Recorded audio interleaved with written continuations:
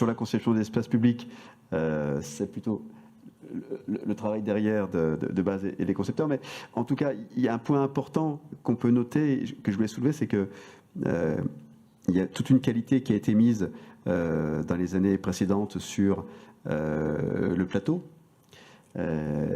Ici, je pense que l'idée, c'est de faire quelque chose d'un peu différent, parce que il y a une identité spécifique, hein, je l'ai dit déjà tout à l'heure sur le quartier de la Sauvegarde, parce qu'il y a un patrimoine végétal et on a vraiment envie d'avoir beaucoup plus d'espaces verts et de sols verts, de sols perméables, de sols poreux. On a besoin maintenant de cette qualité-là, et donc on veut vraiment limiter au maximum les espaces trop minéraux. Ça, c'est un point important dans la conception de ces espaces.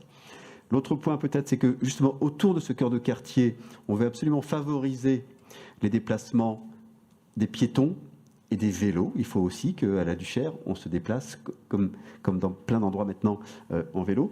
Et donc cette voie centrale, on l'imagine en plateau pour qu'elle soit vraiment partagée. C'est une voie où il faut que les véhicules soient incités à rouler doucement, prudemment. C'est une zone 30, donc on va l'aménager comme telle. Et ça sera important pour que justement les transitions, les déplacements piétons puissent se faire. Tout à l'heure, on parlait un petit peu du stationnement et des difficultés qu'on pouvait avoir. On imagine qu'avec ces nouveaux cheminements, hein, qu'on veut multiplier, toutes ces relations qu'on veut faire entre les rues et entre les différentes parties du quartier, nous amène à nous déplacer beaucoup plus à pied pour aller aux commerces qui sont à la Sauvegarde ou à ceux qui sont aussi sur le plateau. Et c'est ça qu'il faut mettre en valeur. Et c'est ça qui va donner de la qualité à ces espaces publics. Et donc, pour concevoir tout ça, on vous propose une démarche de concertation dans les mois qui viennent. Donc là, c'est Thibaut qui est...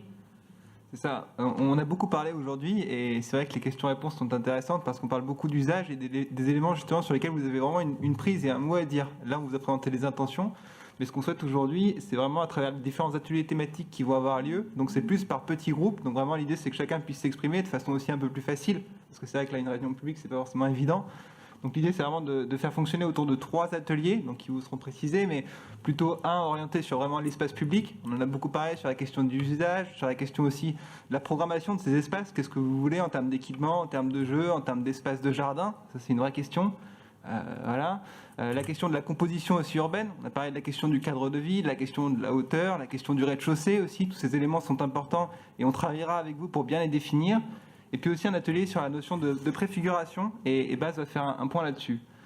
L'idée, juste pour finir là-dessus, c'est qu'on a des ateliers ensuite de préfiguration qui vont avoir lieu plutôt en avril-mai, mais l'objectif de cette concertation, c'est pas de travailler chacun dans notre coin, mais c'est de pouvoir revenir vers vous ensuite en juin pour restituer ces éléments-là, vous montrer qu'on a avancé, et ensuite rééchanger un second temps. Merci Thibaut. Effectivement, il y a la concertation et puis il y a la préfiguration. Alors les deux sont très liés, mais la préfiguration, c'est quoi? C'est construire ensemble quelque chose, mais vraiment construire, c'est-à-dire quelque chose de réel et de réfléchir ensemble à créer les conditions justement de la rencontre, mais aussi faire des actions rapides, parce que c'est vrai que tout ce qu'on a vu depuis tout à l'heure, les actions d'urbanisme, ça prend un certain temps, c'est normal, il faut construire ou déconstruire, on peut faire des choses très rapidement l'an prochain, construire des choses ensemble et tester aussi ensemble des usages. Je ne vais pas dire on a le droit à l'erreur, mais en tout cas, il faut regarder quels sont les bons usages, quelles sont les choses qui sont dimensionnées exactement pour les besoins du quartier. Vous vivez, enfin voilà, je vous vois pas, mais vous vivez dans le quartier. Nous, forcément, non, mais on a des idées, vous en avez, et il faut essayer de les mixer ensemble pour trouver justement le bon niveau de cette action rapide. Alors ça peut être plein de choses, on peut faire des estrades, on peut faire des mobiliers, on peut faire de la plantation ensemble aussi, qui est une sorte de préfiguration des potagers. On peut décider aussi des lieux qui seront ces futurs potagers, on peut fertiliser les sols, on peut faire beaucoup de choses, et c'est toutes ces idées qu'on viendra développer avec vous. Alors peut-être image suivante, voilà, au fur et à mesure du temps et lors de ces moments de rencontre, c'est vraiment co-fabriquer et coproduire cette préfiguration des espaces pour qu'on ait les bons usages aux bons endroits pour ce quartier.